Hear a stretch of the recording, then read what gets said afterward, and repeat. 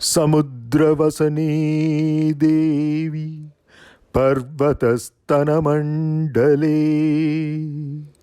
विष्णुपत्न्यै नमस्तुभ्यं पादस्पर्शं क्षमस्व मे. Those who dare to fly don't care to leave their footprints behind. Welcome to FVS.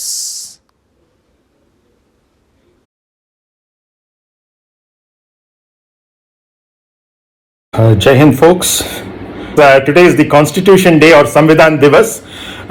All the departments will be celebrating this at 12:30.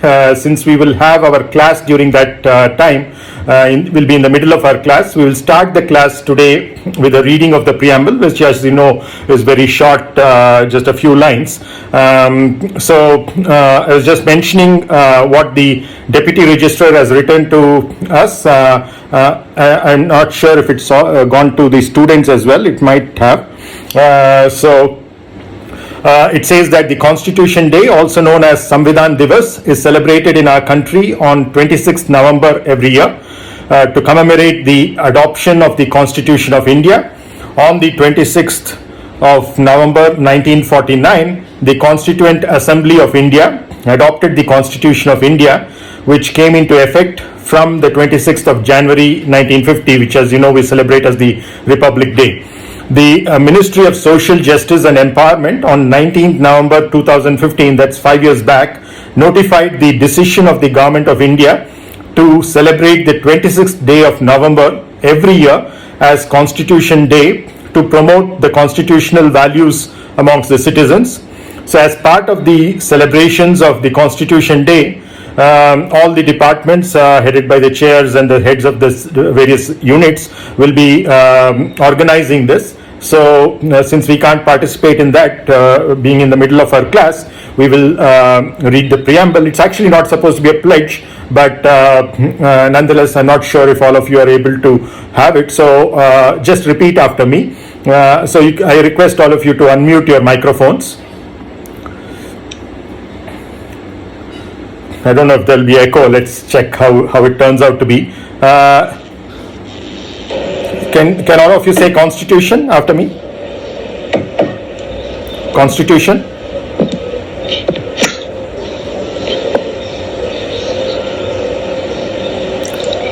I think it should be okay.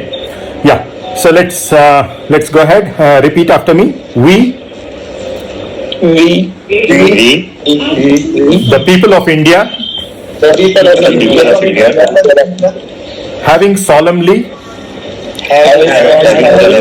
resolved to constitute India into a sovereign socialist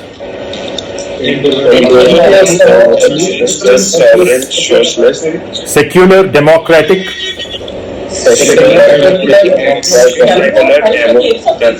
republic, and to secure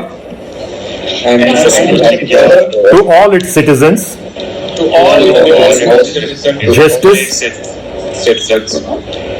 justice, social, economic and political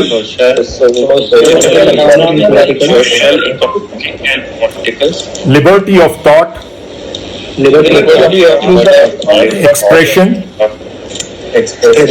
belief, faith and worship,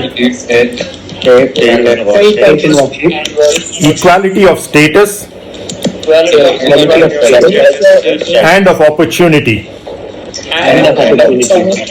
and to promote among them all fraternity, assuring the dignity of the individual and the unity and integrity of the nation. In our Constituent Assembly, this 26th day this 26th day of November 1949, of November 1949, do hereby do hereby adopt, enact, enact, and give to ourselves give to ourselves this Constitution. this Constitution. Jai Hind. Thank you very much. So let's live by the spirit of this Constitution. Let's go forward and continue our class. Today's class will be a highly interactive class. In fact, I wanted every class to be like this, but hopefully... One question, sir. Yes, Vignesh, go ahead. We need to protect some innocent citizens from corrupt citizens, right? We cannot Absolutely. protect all citizens, right? Well, the attempt is to protect everybody, but let's see how it goes. The implementation is a different thing, but this is the vision. So every vision has a mission, and the mission requires people with commitment to implement them. So this is a first step towards that, to recognize and realize what we are supposed to protect. At least we should isolate the corrupt ones, right? We need not defeat the corrupt ones. We should isolate the corrupt ones, Sure, right? sure. No, I think the effort should be to decorrupt them rather than to isolate them. We have an all-inclusive approach, so that is what the principle behind the Constitution is. I'm not a constitutional expert, so let's leave it to them to discuss and debate this. So let's continue with the class, if you don't mind. Thank you, sir. Sure. Yeah. So as I said, I have wanted every class to be highly interactive, but unfortunately I have not had the level of interaction. Yes, a few of you, about 4 or 5 of you have been regularly interacting, so I like that. But nonetheless, it has to be even more. And the kind of structure that I have for today's class is such that it has to be interactive. So I will be requiring a lot of inputs from you. And using those inputs, we'll be actually coming up with a kind of a painting, big picture, so to speak, on a canvas, which will help us understand in a bigger perspective, not only whatever we have studied so far in this course, but also those things that we will be studying in the future classes as part of this course, because that will put everything into perspective in terms of all the variables that we know, what are the equations that are there and how they relate to each other, what are the known quantities in certain problems which could become unknowns in certain other problems, and vice versa. So we will explore all of that in that canvas, and then we will take that forward. So welcome to the 16th edition of this course this year. Modeling flight vehicle structures is what we are embarking upon for the last few weeks. We have been looking at primarily at assumptions. We will conclude that today in the right in the beginning of today's class. Once we do that, we will get into looking at what are the variables that are involved, what are the constants that are involved, many of which in fact we have already been exposed to either as part of this course or as your strength of materials courses in the past in your undergraduate programs, etc. And then the equations that that relate these variables and constants, some of which are known and some of which are unknown, some of which are determined experimentally, some of which could be determined using a mathematical model.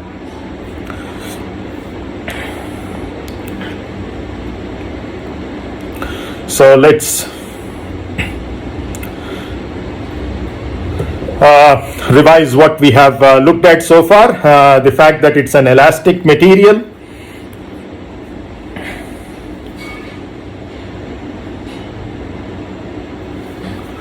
so which we said that there is a one-to-one relationship between sigma ij and gamma kl. That is the new symbol that we introduced for the 3D strain in the previous class.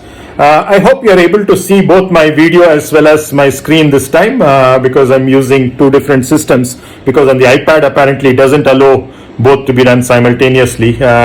Some kind of a rivalry between Microsoft and Apple, I guess. Are you able to see my video or the screen? Both. If you choose whichever you want, you can click. Yes, sir. Yeah. Yes, Thank you. sir. Yes. Thank you. Yes, sir, it's please. Good. Okay, then the second thing related to the fact that this relationship is non-linear, is linear. So we said that this is equal to Eij KL with a gamma KL, and then we said by the very definition of this train, K and L are interchangeable. These two are interchangeable, because of which we actually have in this only 9 into 6, 54 constants up to the second assumption, that is. And now when we make the third assumption, we can also say that not only K and L can be interchanged, but the I and J can also be interchanged, because sigma ij is a symmetric, constitutes a symmetric matrix, are the elements of a symmetric matrix, and therefore this 9 becomes 6 as well, and this 54 becomes 36. And then we said that the strain energy density exists, because of which, so here no body moments meant that I and J are interchangeable in the stress. And then we went on to introduce the strain energy density, because of which EIJKL, we know already K and L can be interchanged, it will remain the same. I and J can be interchanged with each other, it will remain the same. Now what we are saying is that the superscripts and the subscripts can be interchanged with each other, and still it will remain the same, because of which there are only 6 independent stress components as well, just like the strains. And now in that 6 by 6 matrix, you have it as symmetric, and therefore the 6 by 6 matrix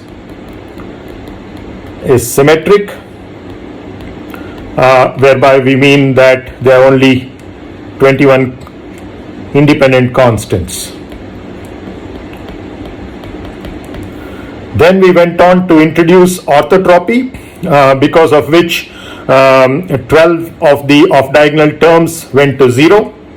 So 3D orthotropy led to the fact that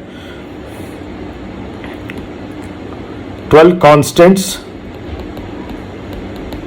in the principal material directions, that is, whereas in all the other directions they can in general remain non-zero. Go to 0, and these 12 include the 3 by 3 matrix, which couples the normal stresses sigma ii with the shear strains. So that relationship is no longer there. In other words, they are independent of each other. So that is what leads to 9 of the zeros. The other zeros are that the gamma KLs themselves are not interacting with each other. For example, the shear strain gamma 1, 2 and gamma 1, 3 are decoupled from each other. Similarly, 1, 3 and 2, 3 and 2, 3 and 1, 2 are all decoupled from each other, because of which you have 3 additional zeros, a total of 9 plus 3, 12 zeros, because of which now the 21 independent constants became 21 minus 12, that is 9. That is 9 independent constants.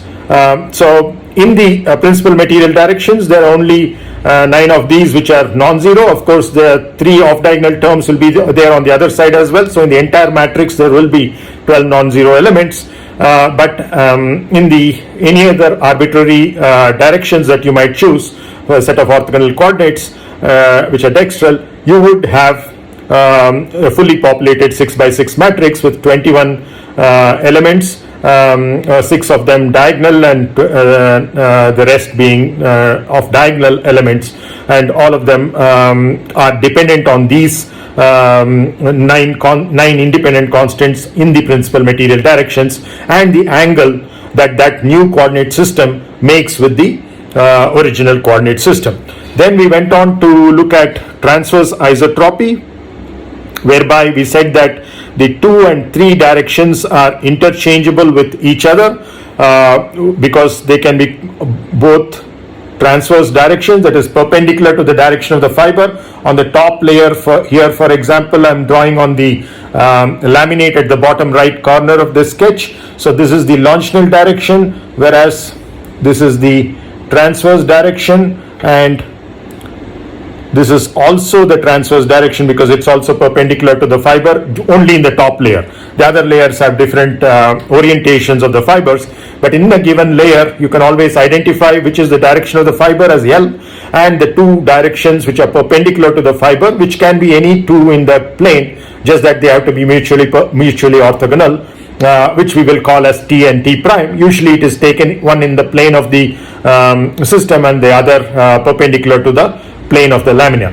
So that's T and T prime. So now basically we are saying that 2 and 3 are interchangeable. In other words, T and T transpose are interchangeable with each other, because of which you'd also have in the shear strains, you'd have the 1-3 and the 1-2 are behaving very similar to each other. So that means that your 5 and 6, because those are in the 5th and the 6th rows and columns of the 6x6 C matrix, so those are interchangeable as well, because 5 is associated with the one in which 2 is missing, that is the 3-1 shear, and 6 is associated with the 1-2. So you can see that 1-2 is like LT and 3-1 is like T prime L, and so in the shear modulus the order doesn't matter,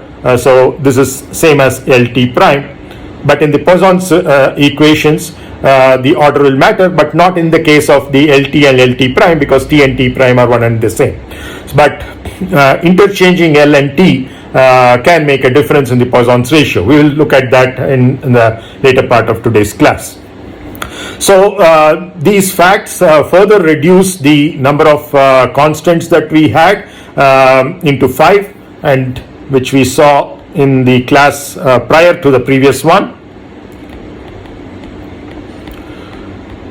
And in the previous class we introduced this week, that is Tuesday, we talked about some of the not so relevant and not so valid assumptions, but just made so for the sake of convenience to make our derivation simpler. One of them is the plane stress state, which is kind of an approximation. For in reality what happens is your sigma I3 is very small compared to sigma alpha beta. So once again I repeat, the notation is that whenever we use Greek subscripts or superscripts, that is like alpha and beta, they take on the values only 1 and 2, whereas when we use the Latin indices like I, J, K, etc., in this case sigma I3 I, so these take on the values 1, 2 and 3. So all these 3 are possible. So we are basically saying that those 3 out of plane stresses are very small compared to the in plane stresses, because of which we ignore the sigma I3 and we move from a 6x6 matrix representation to a 3x3 matrix representation, and that 3x3 matrix representation basically looks like this. So we have sigma 1, 1, which is a normal stress, sigma 2, 2, and sigma 1, 2 or tau 1, 2, however we prefer to call that. Now that is equal to,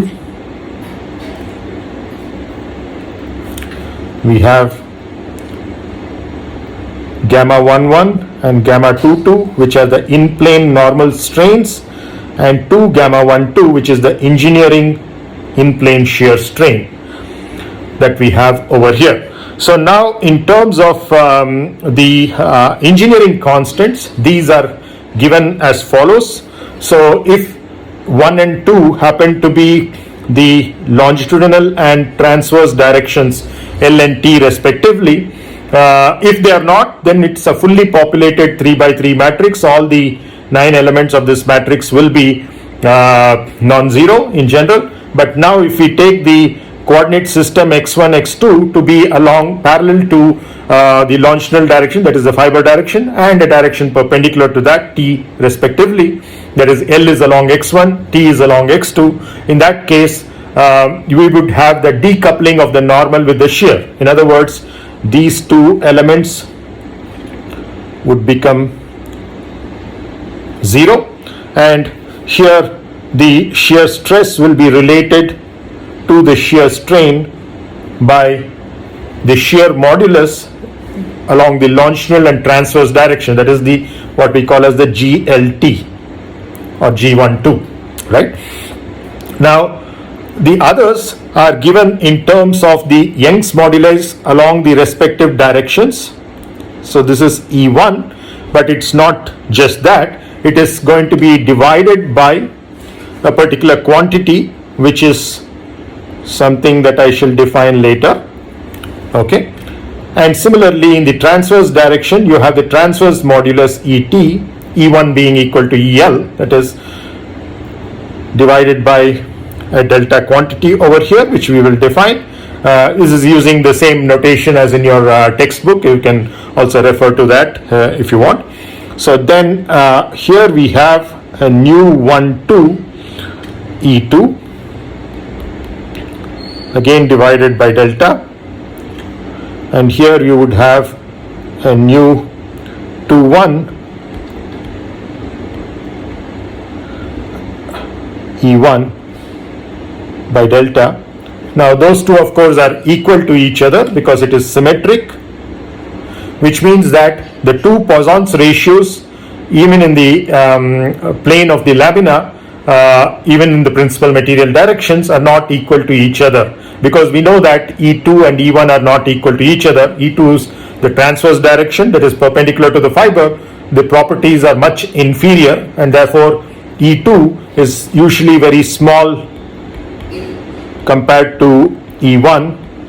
In fact, for the carbon fiber, we even saw that it's of the order of 14, that is your EL by ET is of the order of 14 for the case of a carbon fiber epoxy composite. So it is as high as that. You can then see that the Poisson's ratios are also going to differ from each other depending upon whether it is what is called as the major Poisson's ratio or the minor Poisson's ratio.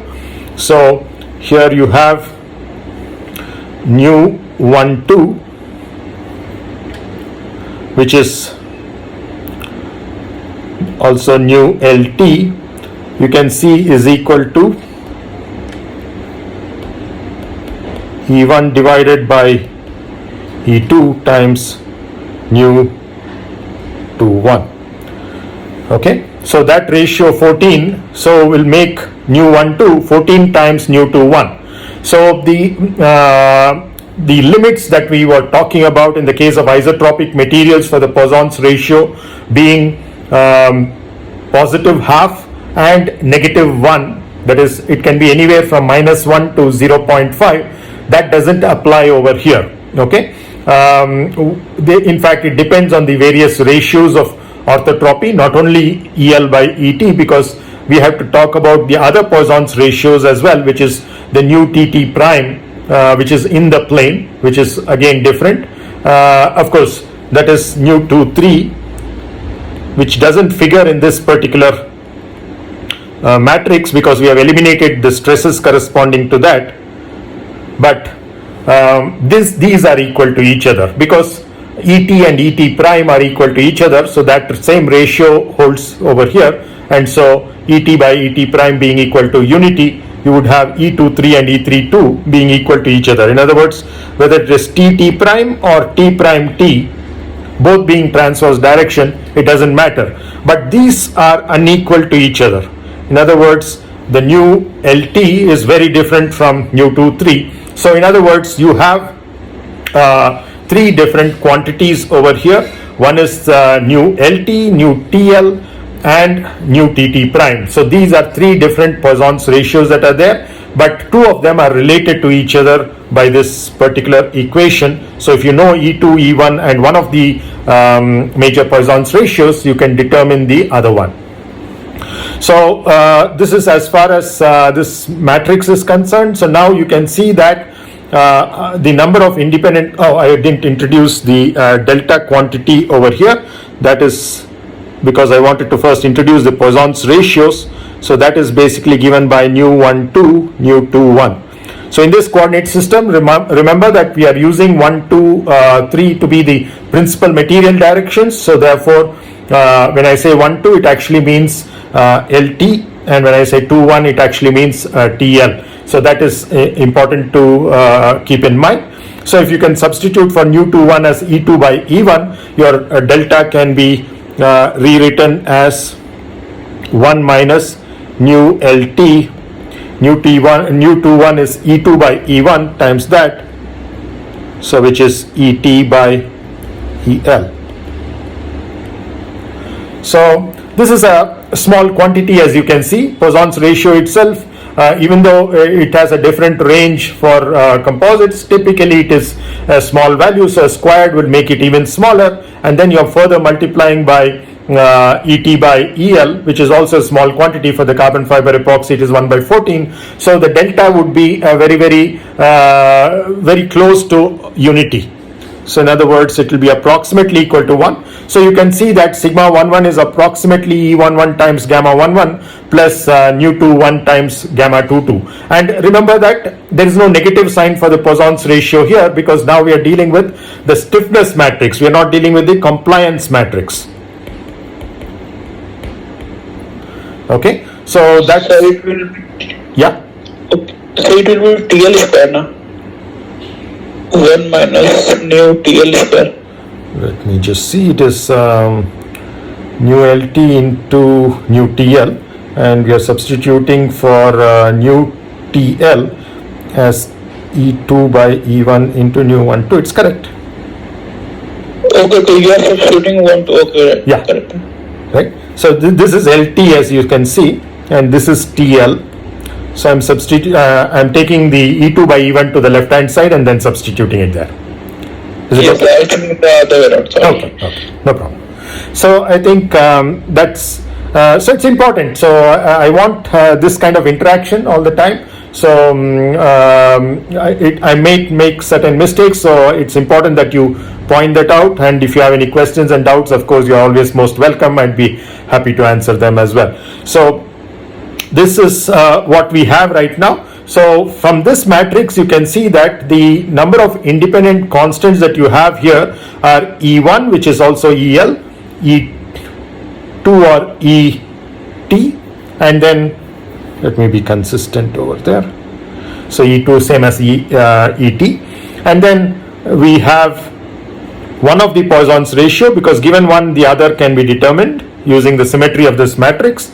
And finally, you have your G12. And G12 is not related to E and the Poisson's ratio.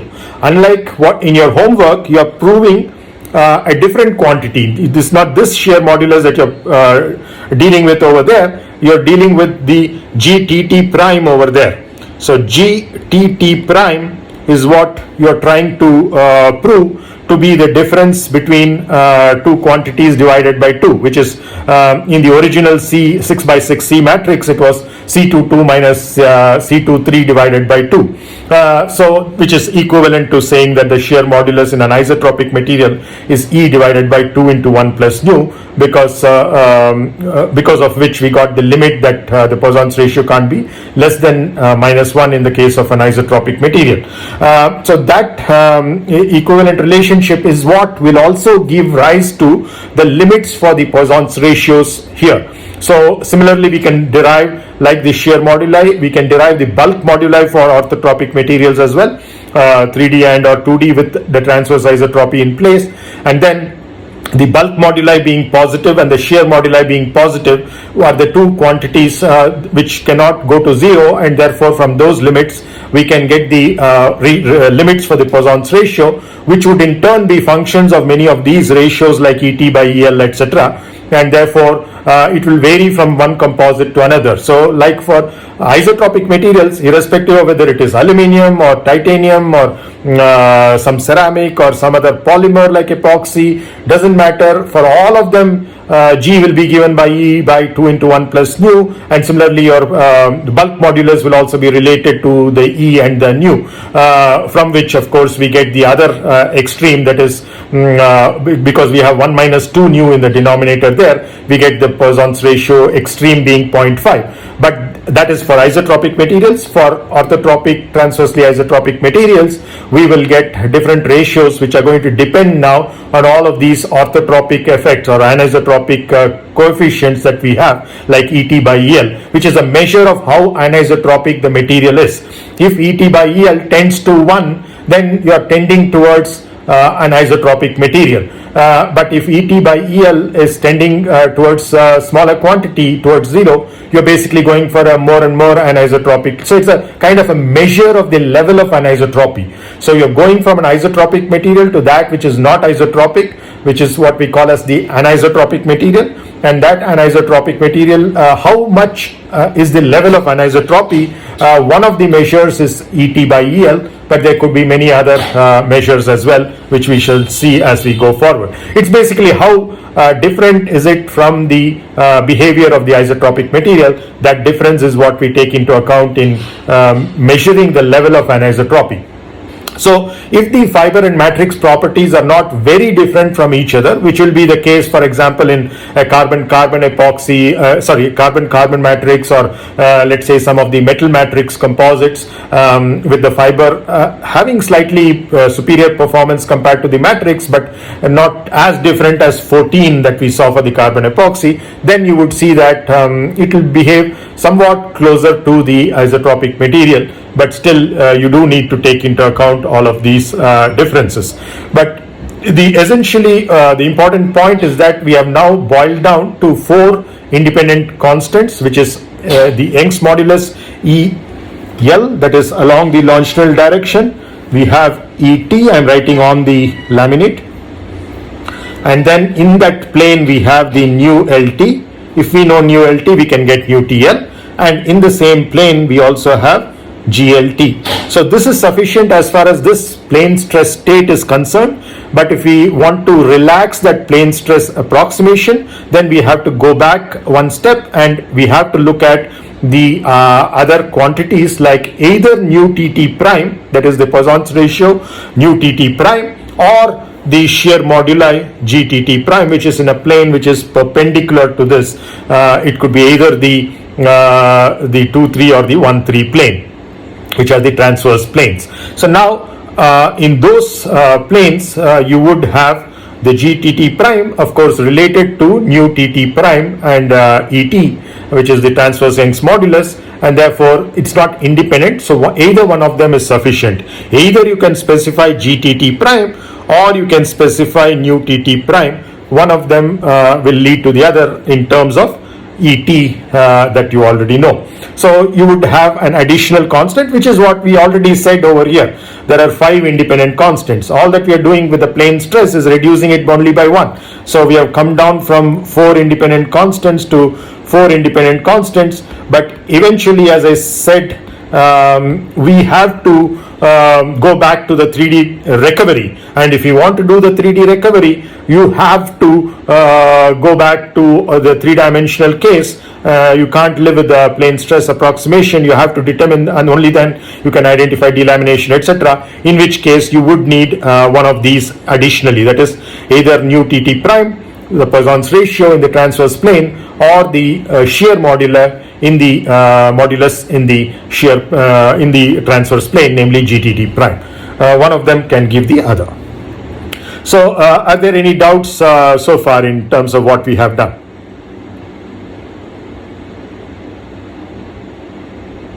Okay, now the next assumption that we had was that the Kirchhoff law assumption, which again, as I said, is not a very valid assumption. What we are saying is that we are further simplifying the in-plane strains also. We have reduced them only to 3 independent quantities. Remember, they are not only 3 non-zero quantities. The other 3 are there. They are non-zero in general.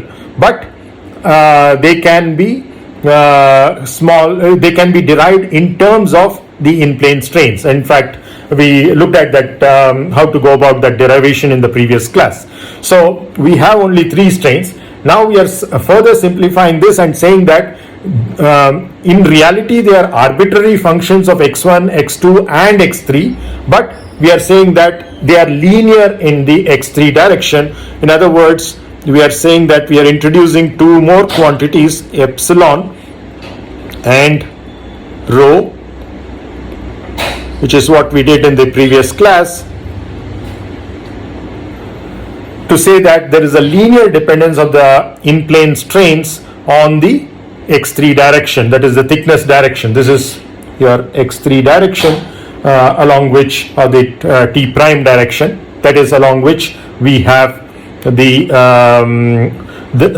linear dependence of the in-plane strains, that is gamma 11, gamma 22 and 2 gamma 12, and that would lead to a linear dependence of sigma 11 and sigma 22, which is easy for you to recognize that that is what is bending. So you know that bending stresses are 0 at the neutral axis, become tensile on one side of the neutral axis and compressive on the other side of the neutral axis, depending upon how you are bending. If you are bending it in this way, the top phases are all under compression, bottom is under tension, and therefore you would have the stress varying in a linear fashion, going to 0 in between. That is all that we are saying with respect to the strain over here. So it's an indirect way of saying that, and that is what the Kirchhoff law assumption does, and we drew the parallel between that and the Euler-Bernoulli beam theory, and which is why the Euler-Bernoulli beam theory leads to the bending stresses being linear with respect to the thickness direction, and so would be the bending strains, which is gamma 11 and gamma 22. But we are saying that in addition to those, you are having gamma 12, the in-plane shear strain we are talking about, is also linear, and it depends now on the in-plane shear strain of that is epsilon 12 of the mid-plane or any reference surface that you choose, and in addition you would have the contribution from the twisting curvature. So if you twist this plate either in this direction or in this direction, I'm drawing on the laminate. So that is basically along the direction of L or the T direction, but both in plane. So those torsions or torque T can lead to a twisting, and that twisting is what we are referring to as rho 12 over here in this particular element. So I think in the place of 6 quantities, that is the sigma 11, gamma 11, all these stresses we had expressed in terms of the 3D strains. Then we took 3 of these stresses to be 0, because of which we could solve for 3 of the 3D strains, and once we did that, that is basically gamma 33, 2 gamma 23 and 2 gamma 31. Once we solved for them in terms of the gamma alpha beta, we substituted back, and then we came up with this particular equation. So the source of this delta quantity that we talked about, which we defined as so it's a definition, so I'll put a triangle on top of the equal sign. So this definition for the delta is actually coming from that solution of that system of 3 simultaneous linear equations for the gamma I3, which we solved in terms of gamma alpha beta, and once we did that, we substituted back, so because of which we are getting that thing in the denominator, otherwise we would not have had that. So are there any questions so far before we go on to the 9th assumption, which is also kind of a dicey assumption? Sir? Yeah. Sir? Yeah. So we have the plane stress assumptions. Similarly, we do have the something called as plane strain assumption. Yeah. Where do we apply those? Obviously, this too is different, because in plane strain assumptions we will have sigma 33, and in plane stress assumptions we don't have the sigma 33, while we have epsilon 33. Yeah. So where do we check out these assumptions. Okay. Where do we apply this plane stress or plane strain? Good. Dinesh? Yeah. So it's a question of identifying your stresses and strains in the particular problem, depending upon the geometry and the kind of loading distribution that it has. We have to see which of these two assumptions are valid. One saying that your sigma I3, let me.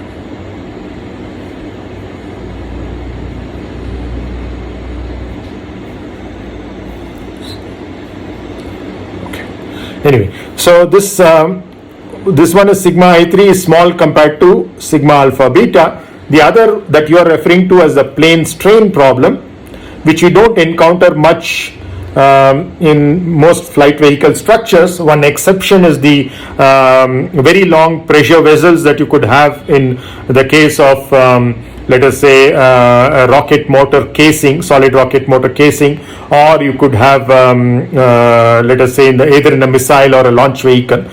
So in such situations you can find, but it's very rare kind of a situation. But and the fuselage to some extent, because it's an internally pressurized thing, and therefore when the other loads, let's say it's on the aircraft is on the ground and therefore there's no lift actually coming from the wing, it is statically on the ground, but passengers are already into the aircraft, so we have started the pressurization. That kind of a pressure vessel, yes, to some extent it can be a plane strain. But what is the test? Just like for the plane stress, the test was whether sigma I3 is negligible compared to sigma alpha beta. Here we are going to check whether gamma I3 is very small compared to gamma alpha beta.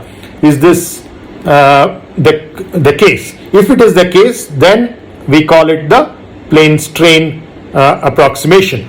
And neither of these are actually in what is observed in reality, that those quantities are going to zero. In other words, in the plane strains, gamma I3 is not exactly zero, and in a plane stress problem, sigma I3 not exactly zero, but you have these two quantities being small compared to the corresponding in-plane stresses in the case of plane stress problem, or the in-plane strains in the case of the plane strain problems. That is basically always going to be the test. So some textbooks and some references might even tell you these are the kind of class of problems which are plane stress, plane strain, but there will always be exceptions to that. So let's not prey to that. The actual definition is what we have to always go to. We have to always verify whether these stresses are the values that are small compared to the corresponding in-plane stresses or strains. But you don't know this a priori. This is an unknown quantity. The stress is an unknown quantity, and that's what you're going to determine. So how will you know the relative magnitude of sigma I3 with respect to sigma alpha beta, or for that matter, this is also an unknown, your gamma I3 with respect to gamma alpha beta. So that's where kind of experience with the different classes of problems come, and that is where the conclusion of many of your textbooks and reference books come into picture. So they would say, for example, that when you have a structure which is a thin structure, like you can take the case of this laminate, most laminated structures are such that your thickness T is very small compared to the length and the breadth, what we call as a plate model. So in such a plate model, if you are having these stresses which are going to be predominantly in-plane stresses, that is the load that you put on this particular structure would be just a tensile load in the one direction, tensile load in the two direction, and then you could have a shear in the 1-2 plane.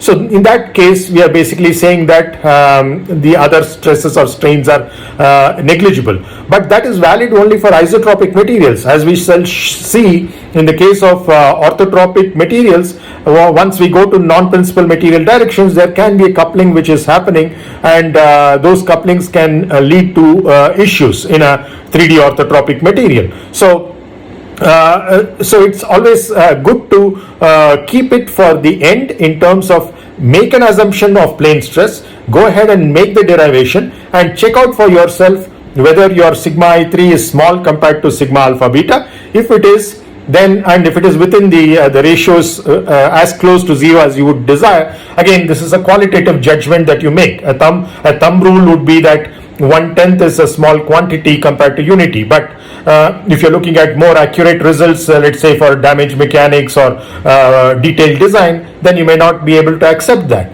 So in such situations, the plane stress approximation has to be given up. So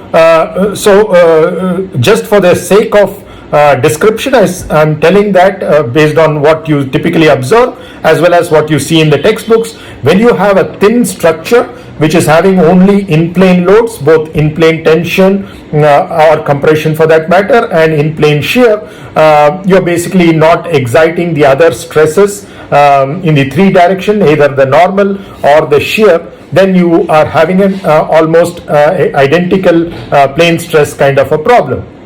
But once you introduce the others, as I said, in the case of the actual aircraft wing skin, the cover skin, you would have the top surface exposed to the atmospheric pressure, which is going to be built up because of the shape of the airfoil on the bottom surface, and is going to be built down on the top surface, which is why you have a more larger force on the bottom, because of which your lift is generated. So now these pressure distributions are actually bending this, and once bending comes into picture, the boundary condition on the top surface makes sigma 33 non-zero. But as I said, in explaining the plane stress approximation last class, that pressure is of the order, the stress sigma 33 is of the order of the pressure, and that in turn is small compared to the kind of maximum sigma 11 and sigma 22 that are generated, and therefore people continue to use the plane stress approximation. But depends on what levels of accuracy you're looking at and what kind of analysis or design problem that you're doing, whether it is detailed or preliminary, whether it is damage modeling or just to get a ballpark values of the stresses and strains and the displacement, etc. Depending on that, you will make the judgment of whether to make this assumption or not. Coming to the other thing that you pointed out, the plane strain.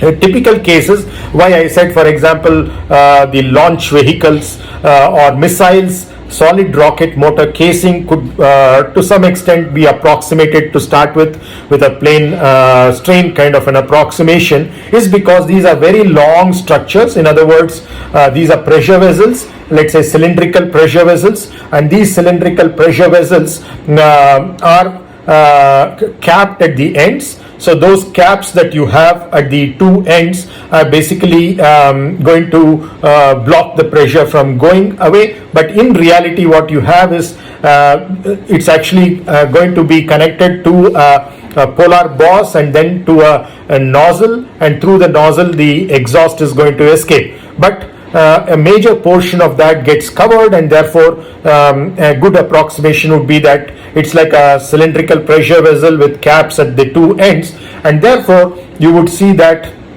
you're not having this particular strain gamma ZZ, and you're not allowing it to have. In other words, you're constricting that. Another very classic example, I'm sure most of you would have gone through, especially the civil engineering students, would be a dam.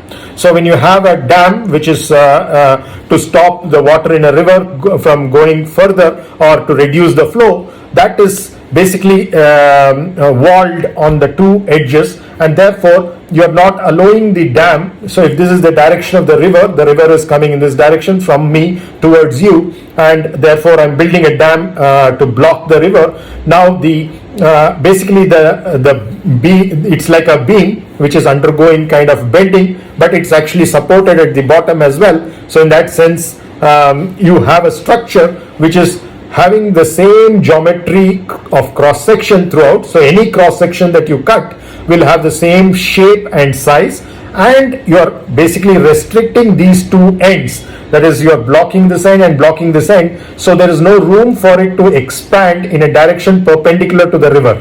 So that means that there is no strain gamma 3. So if I introduce 3 as the direction perpendicular to the flow of the river, so therefore you would see that there is no gamma 3. Similarly, gamma 13 and gamma 23 are also assumed to be fairly small. So therefore this particular assumption that gamma I3 is very small compared to gamma alpha beta is reasonably okay over there, and therefore you use it. Now coming to the pressure vessel, what happens is the predominant stresses there are the hoop stress, which is almost double the longitudinal stress, and then of course you also still have the sigma 33, because internally if it's pressurized, obviously the boundary condition on the inner surface has to be a radial stress of the inner elements of the order of the pressure, because that is the boundary condition it has to satisfy, and therefore inside the structure also, and whatever it is exposed to in the outside, if it is still in the Earth's atmosphere, for example, it is exposed to 1 atmospheric pressure. So the sigma 33 or sigma RR, the radial direction normal stress, will be equal to that. But both of these are much smaller compared to, because these are of the order of the pressures, whereas what you have as the hoop stress is a PR by 2T, and you have the PR by T, and you have the longitudinal stress as PR by 2T, which basically means that R by T ratio is coming into picture. That is the radius of this vessel divided by its thickness, and typically these are thin walled structures, and therefore the radius is very large compared to the thickness, so the pressure is getting amplified by a factor R by T, and that is what makes that almost an order of magnitude or more compared to the sigma 33, and therefore you see that you talked about the relationship between gamma 33 and sigma 33 over there, which is why that was possible. But now we are talking about composite structures where not only a gamma 33 can introduce, for example, in a plane stress problem, you can have not only gamma 33, but you can also have gamma 13 and gamma 23, depending upon the direction of the fibers in the various layers. So that is also possible. So that decoupling has not happened. So the presence of gamma sigma 12, sigma 11 and sigma 22 alone can cause all the 6 strains to exist in general, and those 6 strains, if they are all non-zero and are of similar orders of magnitude, then you cannot deal with it as a plane strain problem, but it is a plane stress problem because your sigma I3 is very small compared to sigma alpha beta. But in that pressure vessel problem, more than the fact that the sigma 33, it is the gamma 33 that you are trying to restrict. Just like in the case of a dam, by blocking these 2 edges, you are actually trying to not allow this longitudinal expansion, and therefore you are restricting your gamma 33. Similarly, your gamma 13 and gamma 23 argument can be made, and therefore it is a plane strain kind of a problem. So these are just examples that I'm giving. Don't just blindly go and say that yes, this problem is plane strain by looking at it. Yes, you might most of the time make a reasonably good guess, but the proof of the pudding is always in eating it. That is, you go ahead, make that assumption, solve the problem. Yes, that assumption can affect the solution, but still if you find that the stresses sigma I3 are not small compared to sigma alpha beta, then your plane stress approximation is no good. You have to come back and take the other stresses into account and then carry it out. So it's in that sense that I have put these in the red font. Yes, in many cases it might still work reasonably okay and give you reasonably good results, but you should always make sure that you double check, because once you make this assumption, there are lots of things that are precluded, as we discussed in the previous class. Is that clear? Yes, sir, much clear. Okay, thank you. Any other questions?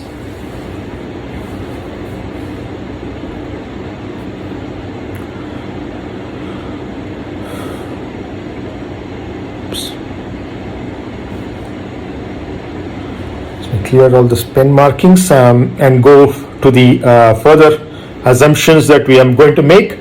The next assumption that we are going to make is that we are going to assume the displacement field. Now, this is kind of related to the Kirchhoff law assumption, because based on the Kirchhoff law assumption, the displacement field is assumed, but I'm listing it as a separate assumption because there are people who go beyond the Kirchhoff law theory to Reisner-Mindlin and what are known as higher order shear deformation theories. In fact, people have made a whole lifetime of publications and books even based on these models, just by adding extra terms. Remember what we said here is that you have your gamma alpha beta is equal to epsilon alpha beta plus an x3 rho alpha beta. So this is what Kirchhoff and Lau did. Then Reisner-Mindlin might come and add one term. Then there might be another person who comes and adds one more term. So with each one of these terms, they go on publishing papers. This is an art of publishing rather than the science or engineering of publishing. And then you claim very high indices, and you're always citing your own papers because your previous paper had this, and now your next paper is going to have this. Obviously, you're going to cite this first paper, and therefore the citations for that, self-citations, are going to increase as well. So this game has been going on for a long time, but it's actually not at all necessary. Using rigorous physics and state-of-the-art mathematics, you can solve this problem once and for all. It's a little beyond the scope of this class. I teach those methodologies as part of another course called the Nonlinear Mechanics of Composite Structures, so wherein we will look at the end game in terms of how you can actually make all of these as subsets of whatever generic theory that you can develop, and therefore there's no need to go to each one of them and study each one of them individually and waste your time. So now the fact that we have in the so these terms are not there right now, so you have only these two terms. One is a constant with respect to x3, the other is a linear function of x3. Of course, the epsilon alpha beta itself is a function of x1 comma x2, and rho alpha beta is also a function of x1 comma x2, and because of this dependence on x3, this is a 3D strain which depends on all three of them. Right now, we know that there are these strain displacement relationships, and using linear strain displacement relationships, that is gamma alpha beta is equal to u alpha comma beta plus u beta comma alpha divided by 2.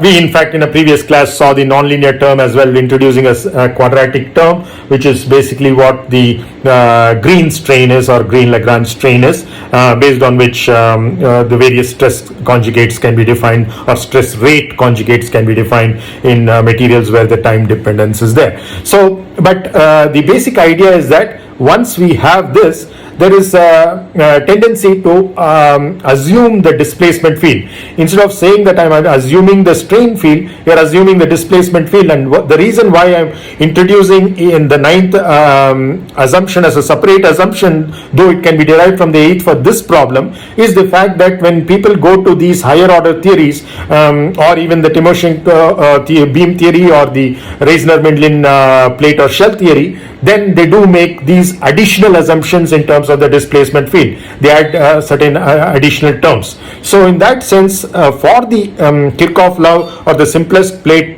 theory that you can have, all that it is saying is that your u1 is going to be a function u1 of only x1 and x2, not of x3.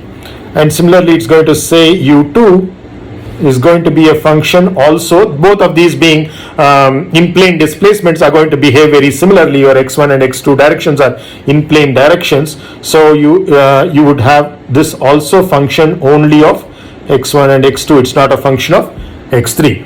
What would happen if it was a function of x3? Then you would have a u1 comma 3 which is non-zero, you would have a u2 comma 3 which is non-zero, and therefore it would contribute towards a gamma 1 3 or a gamma 2 3. So that's basically what you're trying to avoid over here, because we have already said that you're talking about a plane stress problem, and in the plane stress problem, if you have in the principal material directions a decoupling between the normal and the shear, and between each one of the shears themselves, you cannot have that coming out to be non-zero. That's basically the idea. And finally, you have your U3 is going to be just given by your gamma 3, which is the strain in the third direction, which is also non-zero, remember. So that is going to be again a function we assume to be only a function of x1 and x2, not of x3, and this is going to be multiplied by x3. So in other words, U3 is linear in x3, therefore U3 comma 3 is going to be there, that is your gamma 3 is going to be obviously, so all that this says is that your gamma 3 we know is U3 comma 3, which is what we are introducing over there. We are saying that it is not a function of x3. Gamma 3 is not a function of x3, u3 is a function of x3. So in other words, we are assuming the displacement field u1, u2, u3 over here. Another alternative, some people might say, I'm having a more accurate theory, but because I'm not assuming the displacement field. But if you closely look at what they have done, if you read between the lines, what they would have instead assumed is a stress field. Or stress field is assumed. Now give me a break. Either both of these are unknowns. So you are supposed to determine that, and you are assuming a priori this is what it is. So this is basically the main problem with these kinds of methodologies. But since they seem to do a reasonably good job for a first cut analysis, people continue to use more because of the simplicity that it offers. So in other words, are all these assumptions necessary? Yes, for simplicity.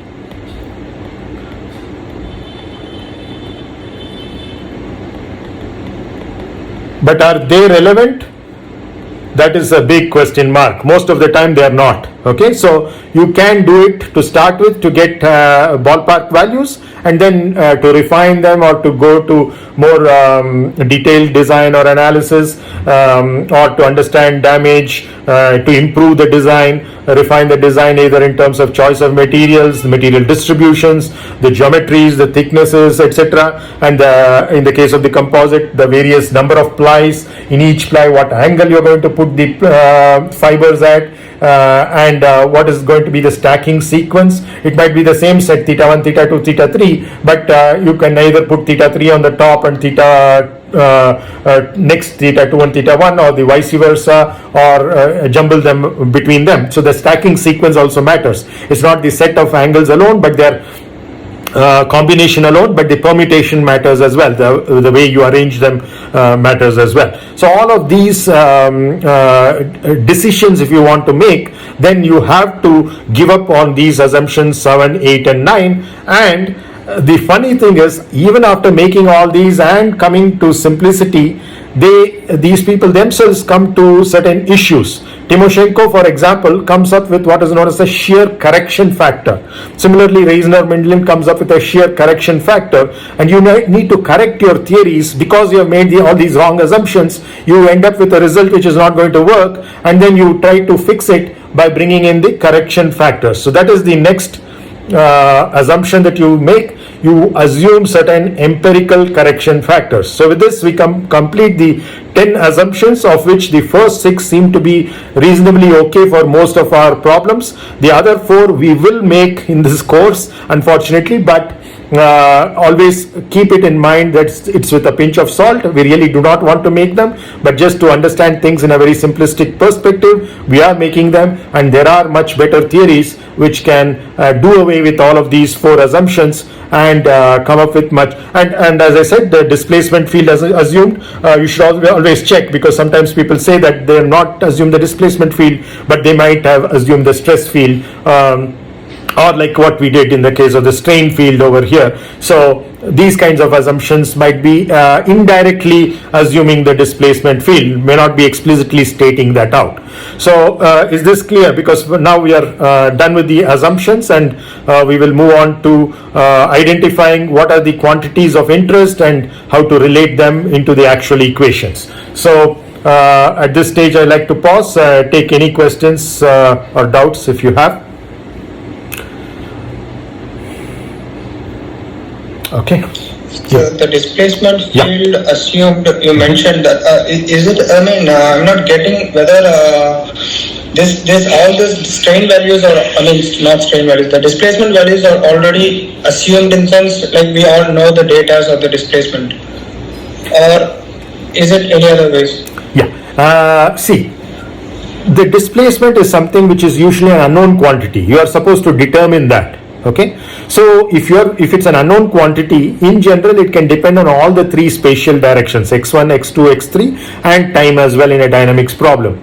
But what we are saying is that we are considering thin walled structures, thin plates, thin shells, or thin I section beam or a thin T section beam for a spar or a stringer. So in all of these cases we are taking the thickness direction to be such that you are having all of these assumptions coming into picture, and therefore you are assuming a displacement field also not depending upon that small dimension which is the thickness direction. We are saying that u1 doesn't depend on x3, which is what this assumption eventually means, that u1 is a function only of x1 and x2. What it means basically is that u1 is not a function of x3. Similarly, you are saying the other in plane dimension also, the displacement also. And finally, the last component of the displacement vector, namely u3, which is the displacement along the thickness direction, how it there is a change along the thickness direction, that we are saying varies linearly with respect to x3. In other words, at the midplane or the reference surface that you have chosen, there is no u3 at all. So that reference surface remains at the same location. It's only the others that are basically changing. So now these are all, for example, even in the bending problem, we know that it's actually getting curved and it's actually having a u3, and that u3 is not only linear in x3, it's also having a constant term, so which could be independent of x3. So those are all kind of precluded over here, which is why we are saying that it's kind of dicey. And as I said, this is only an example of a displacement field assumed that I am bringing here, which is a plane stress kind of a displacement field. But this set of assumptions that I'm talking about, the 10 assumptions over there, this is typically made in all other problems as well. So the actual nature of how that gamma, alpha, beta is going to be defined, or how the u's are going to be defined, or how the sigmas are going to be defined in a simplistic manner instead of taking arbitrary functions of x1, x2, x3 and time, is where different models come into picture.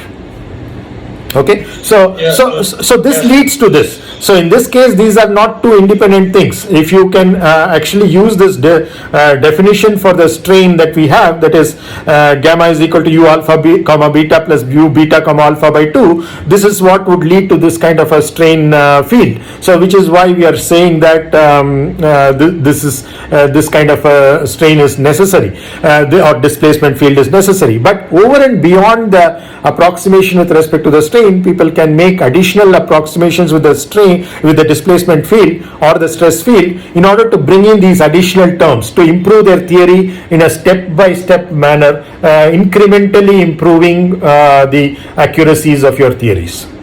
Is that clear? Yes, I am getting it. Okay. Thank you. Okay, anybody else? Any other questions?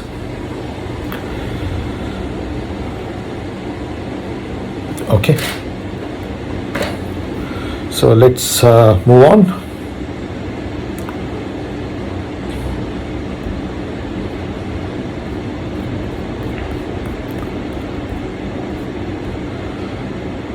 Okay. Now we come to the interactive part of today's class, already reaching towards the end, but let's begin this exercise, because this exercise is very important. We will begin it today and we will continue with this tomorrow. First of all, I want you to identify all the variables which describe the state of a mechanically loaded structure. So in other words, you have a structures problem. It could be a beam, it could be a plate, it could be a frame, it could be a truss, whatever it is.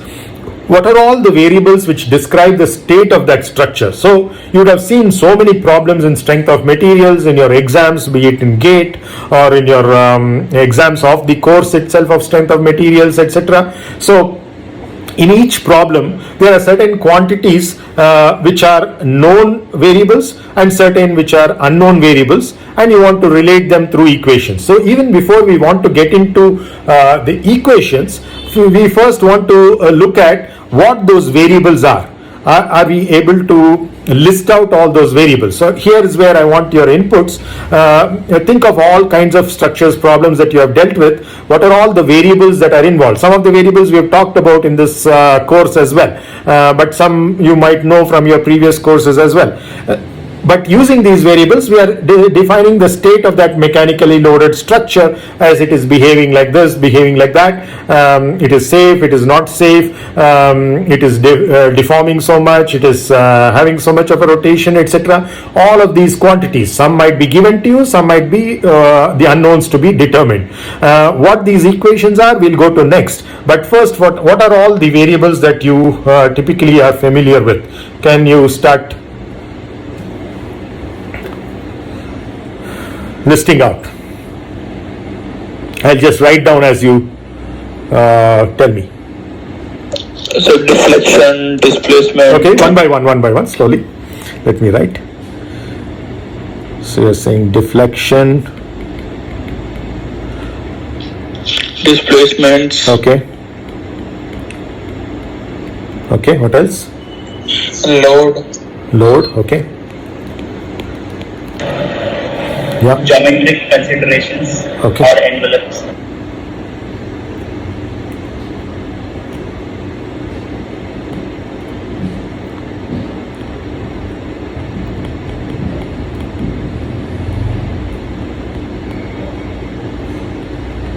Okay, what do you mean by envelopes? If any structure is constrained within outer structure, like Yeah, mounting okay, of okay. some So, pressure. yeah, okay. So what we can think of as boundary conditions for that internal structure? Yes, sir. Yeah.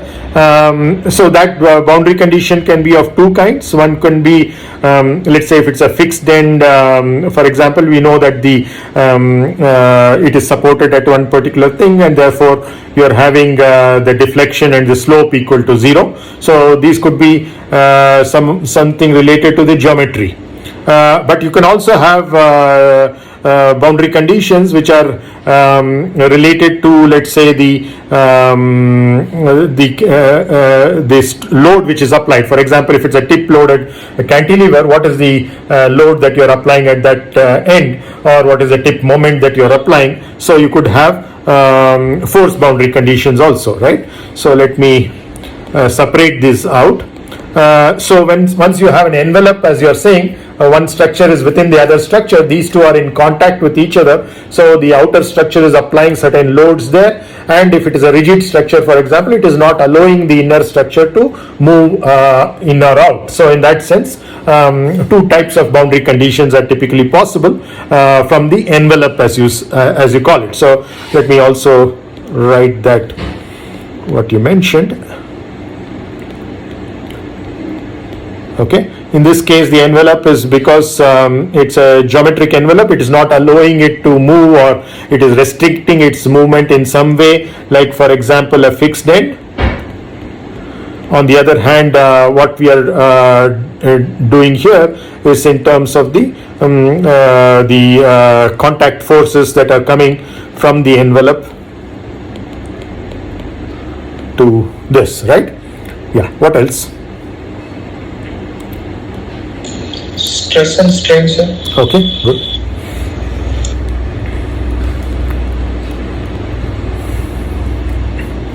Okay, what else? Radius of curvature. Radius of curvature, good.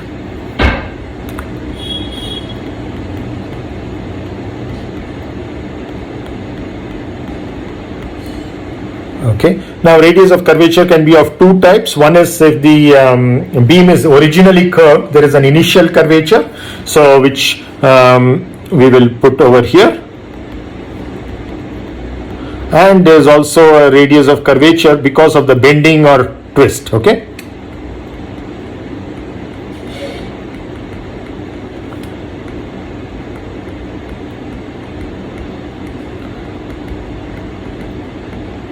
So if it's a plate, it has a zero curvature initially, and then you're trying to bend it, it has a new curvature, which is the entire bending curvature. But if it's a shell, then like the airfoil cross sections that you have, then already it has a certain curvature even when it is not loaded.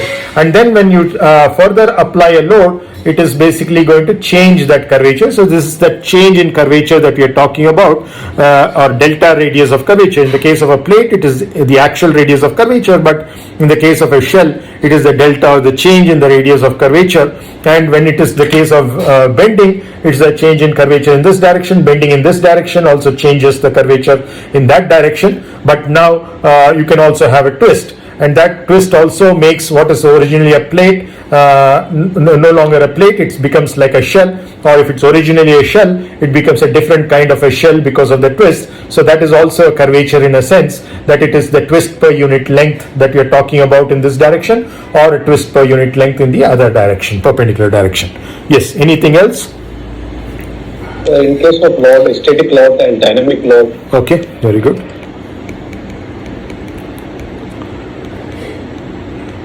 So it could be either static or dynamic. Yes, what else? Environmental conditions. Okay. So again, the environment could be the envelope, like what the other person described. So that envelope could either be another structure, or it could be the environment.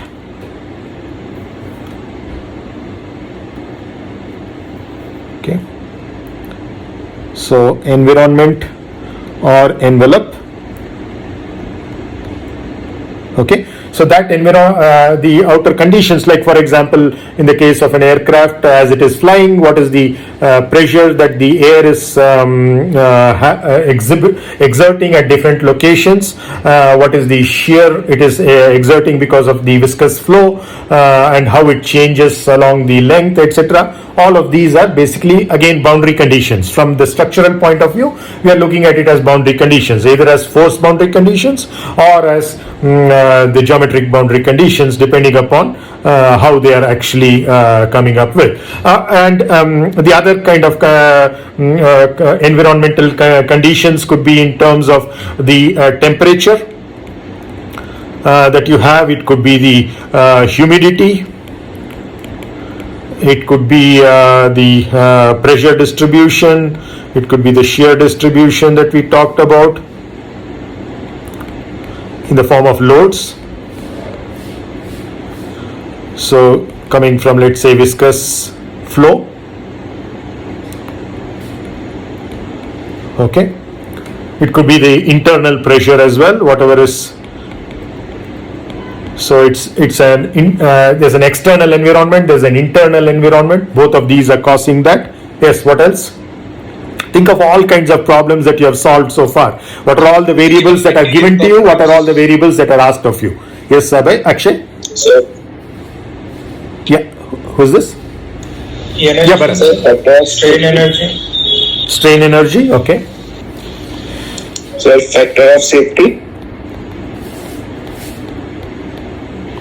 Very good. Factor of safety, yeah. In temperature low, in temperature conditions, Yeah. like are we considering the CTE only, this coefficient of thermal expansions, like different CTE between the two different type of materials? Yeah, so that is one thing.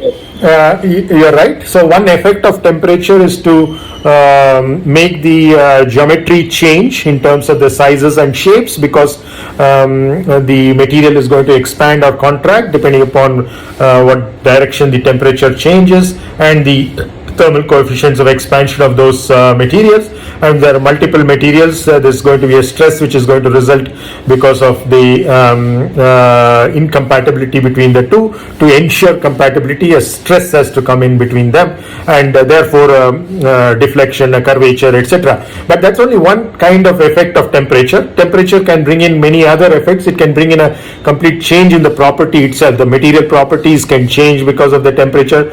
Some materials behave much more stronger and stiffer at lower temperatures than at higher temperatures, which is the case if you increase the temperature beyond a certain level. Almost all materials degrade. Then you also can have there are thermal gradients. So you have a higher temperature on the top, a lower temperature on the bottom. That thermal gradient can cause certain issues. Then there can be certain material parts of the material, like in a fiber matrix composite. The fiber might still be able to hold that temperature, but the matrix cannot, and therefore the fiber and matrix might start debonding. So the matrix may not be able to offer the kind of resistance to the load, but it may not be able to transfer the stresses anymore wherever it has failed, and only the fibers will have to take whatever load they are capable of. So all of these various possibilities are there. Then there are other more complicated things like creep. For example, if it is loaded at particular temperatures for a long period of time, there can be a permanent deformation which sets in, even though the stress and strain may not be in the inelastic limit. It might have still been in the elastic limit, but once you remove the load, there is some permanent deformation because of the temperature having been higher than a particular threshold value. So there are many different effects of temperature. So we will now just list it over here, but various possibilities are there. Anybody else? Any other things? So common energy in beam problems where the area is varying. Come again? So if the cross-sectional area of a beam is varying, then the moment of inertia is variable. Okay. So the cross-sectional area and the moment of inertia as well. Okay. Yes, sir. Sir, corrosion allows? Huh? Corrosion allows, sir. Corrosion allows. Okay. Good. Okay. What else? Shear flow? Shear flow. Okay.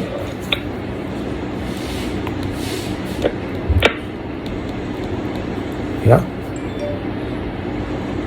All the topics that you have come across in your syllabus, in your textbooks, in your exams. Handling consideration, Huh? handling load. Okay, very good.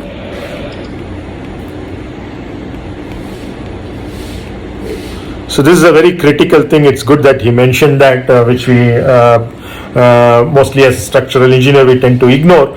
But handling can sometimes cause fairly large loads, and we need to be we need to ensure that the structure is safe from those as well.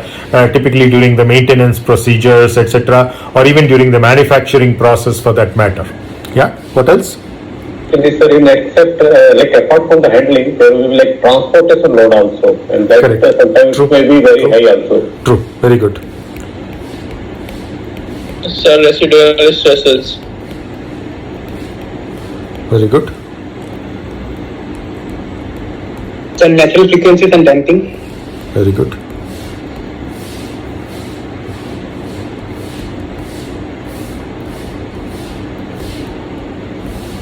Okay. Buckling. Okay.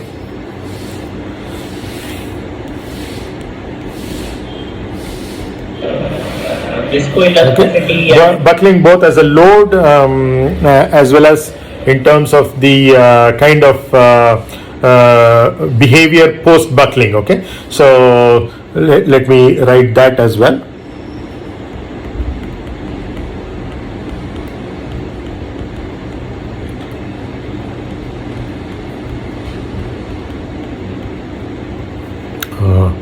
So typically compressive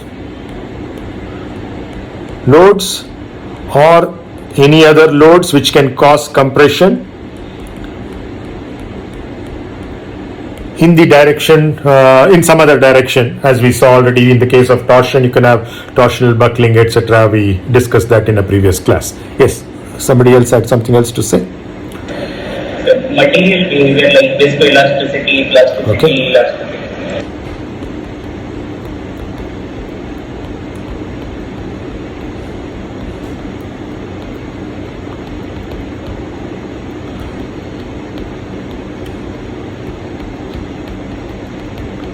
And what we are considering right now, namely elasticity. Sir, in chat box, Ramkiran has posted. Yeah. I'm not looking at the chat box, so can somebody Yeah, so read that out? systems to define planes. Coordinate system is in. What is that? Coordinate systems to define planes. We Okay. posted something like that. Okay. Yeah, coordinate systems play an important role. Of course, they don't affect the end result, but they do affect how you're going to derive the whole thing. But you can always make a transformation of coordinates later to get it in any other coordinates, whatever end results you get. You typically choose the coordinate systems in an ingenious way so that you reduce your workload in terms of the derivation, makes it simpler. So if you have an axisymmetric structure, for example, the obvious choice is to go for a cylindrical coordinate system. If you have a spherical kind of a geometry, to spherical coordinate system, and most other cases you deal with a Cartesian coordinate system. But in many problems you'd have a curvilinear coordinate system also as a more appropriate thing. And for example, when you have let's say a swept wing, that is basically you have an aircraft like this. Sir, that's what I was thinking about. Whether the material is used to create a static structure or a movable control system structure. Yeah. Vignesh, I'll come to that, Vignesh. Hold on. I'll just finish this. So here you have a swept wing, swept back by an angle lambda, capital lambda. So now I can introduce a coordinate system which is let's say x1 along the wingspan direction and x2 along this and x3 in the vertical plane. Okay, now you see that x1 and x2 need not be making a 90-degree angle, so this is not equal to 90 degrees. So it's possible that you can go for non-orthogonal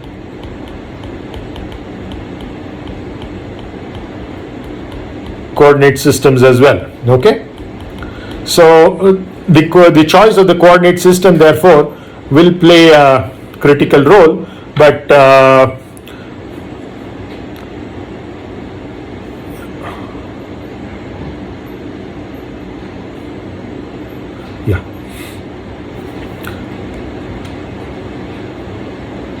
but it will not affect the end results, as I said earlier. Yeah, next. Material properties such as Young's modulus, bulk modulus, Very good. Poisson's ratio. So in this case, since we are dealing with general materials, we will not just call it as EK, nu, etc. We will call them by the appropriate symbols that we have, that is EI, or the bulk modulus, of course, no issues, but here you should have nu ij. Okay, so it will vary depending upon what values EI, nu ij take. Yeah, it's good that you brought that out. Any other material properties other than Young's moduli, bulk moduli, Poisson's ratio? So joinability, sir. I mean, materials, two materials need to be. We cannot have a one stretch of a material throughout the aircraft. Correct. So Yeah. How they can be joined and what are the properties of the joints? Yeah.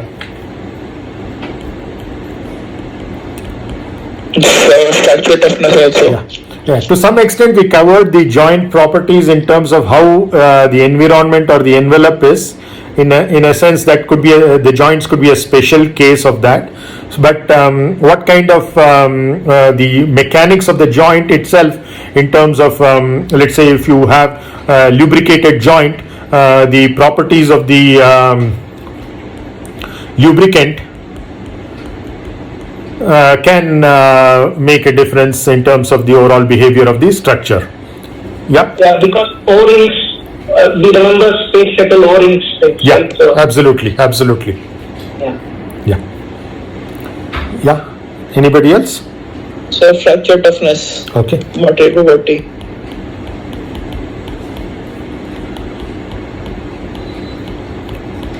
Okay.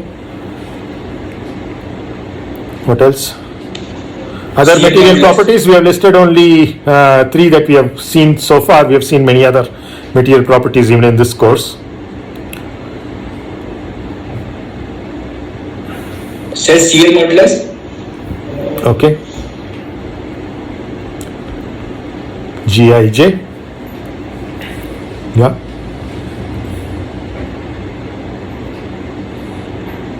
What else? Okay, fine. Think about this. Go through all your exams questions without having to go through the solution procedure. Skim through the textbooks. Terminology, all kinds of terminologies that you have come across in strength of materials and in any structures course, other structures courses that you have done, elasticity course, etc. Neutral axis and shear center, these properties. Okay. What's that? Shear center, is it? Shear center, neutral axis, shear Okay. center, and even center of gravity. Okay. Okay. Ashish, I can't hear you very clearly. Pressure and work pressure. What pressures? Design and working. Okay. They are used to make pressure vessels, sir. Right.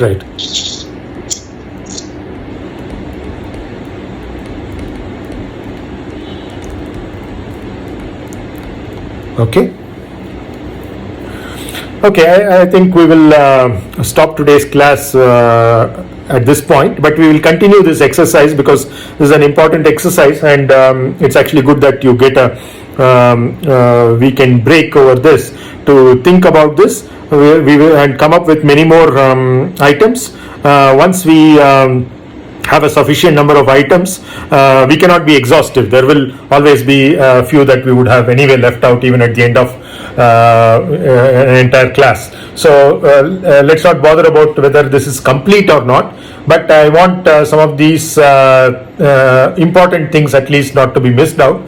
So go through all questions. What are the quantities which are given to you? For example, you have a cantilever beam, you are given certain boundary conditions, you are given certain loadings, you are asked to find certain things. What are those things that you are asked to find out?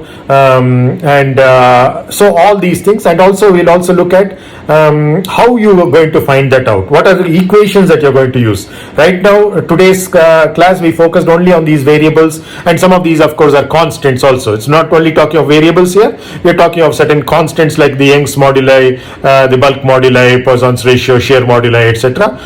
So the certain constants we looked at, certain variables we looked at, but then all of these are going to be related in some way. So let's look at how they are going to be related. For example, to some extent we already talked about the relation in some way, like the boundary condition, for example, is relating certain quantities. It's actually an equation rather than specification. So when expressed in a mathematical sense. So in that sense, yes, some things are, some equations are also included in this, but we will look at it in a much more exhaustive perspective, and then once this is there, I will tell you the reason why I am writing it in this particular fashion, and then we'll come to certain conclusions, which I hope, and it has for many previous batches, greatly simplified the understanding of flight vehicle structures as well as any structural mechanics problem as a whole, irrespective of what their problem might be even in research, because then they tend to look at it from this bigger picture, and they don't miss out on certain things which might be important in solving that problem. So that is the whole purpose of this exercise, to put everything into perspective. So thank you very much. I'll see you on Tuesday. Thank you, sir. See you. Bye-bye. Thank you, sir. Thank you, sir. Mrityunjay मन्त्राः त्र्यम्बकं यजामहे सुगन्धिं पुष्टिवर्धनम् उर्वारुकमिव बन्धनान् मृत्योर्मुक्षीयमामृतात् ये ते सहस्रमयुतं पाशा मृत्योर्मर्त्याय हन्तवे तान् यज्ञस्य मायया सर्वान् वयजामहे मृत्यवे स्वाहा